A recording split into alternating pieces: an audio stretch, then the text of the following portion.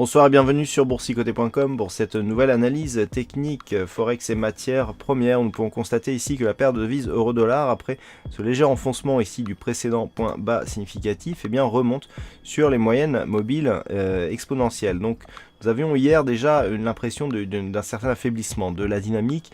C'est confirmé aujourd'hui puisque nous avons ici un nouveau point bas ici sur cette bougie, alors que du point de vue des indicateurs, ça remonte au niveau des points bas, que ce soit le stochastique ou que ce soit le RSI.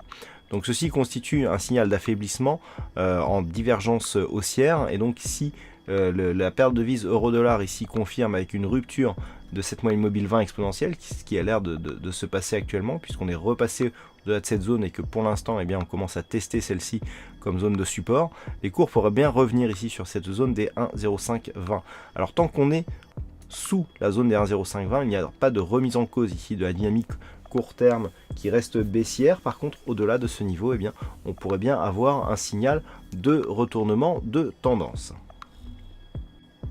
Sur le dollar-yen, nous avons toujours une configuration qui reste haussière, avec ici cette zone de résistance qui s'est transformée en niveau de support. Donc les cours par contre n'ont pas réimpulsé une nouvelle dynamique, puisqu'on reste ici sous le précédent point haut significatif ici de cette phase qui se situait à 118,65.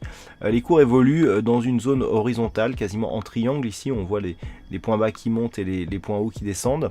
Un triangle symétrique est normalement une configuration de continuité, donc on devrait ici ressortir par le haut de cette phase de consolidation.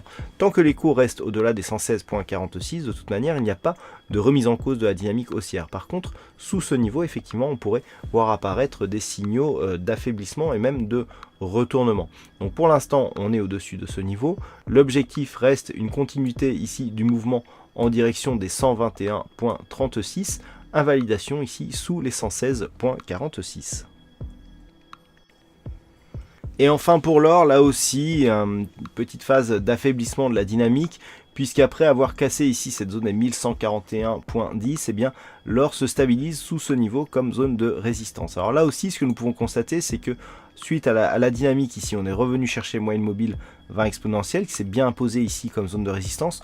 On a réimpulsé une petite dynamique baissière, mais qui est restée ici juste dans les bandes de Bollinger, et on revient encore une fois ici sous cette moyenne mobile. Donc pour l'instant, la configuration reste baissière. On est sous la zone ici des 1141,10, on est sous les moyennes mobiles 20 exponentielles et même donc sous la moyenne mobile 50 arithmétique.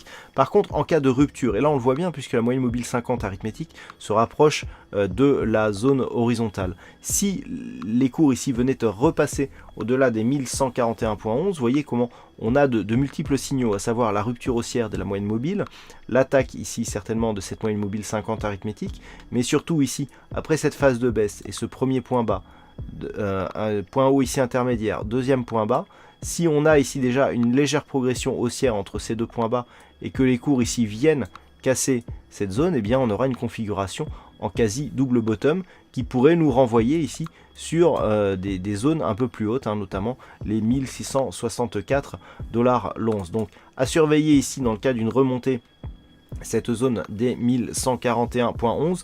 Tant que les cours ici restent sous ce niveau, l'or continue à évoluer dans une tendance baissière court terme. Voilà ce que l'on peut dire donc sur ces analyses techniques Forex et matières premières. Passez une bonne soirée, bonne chance dans vos prochains trades.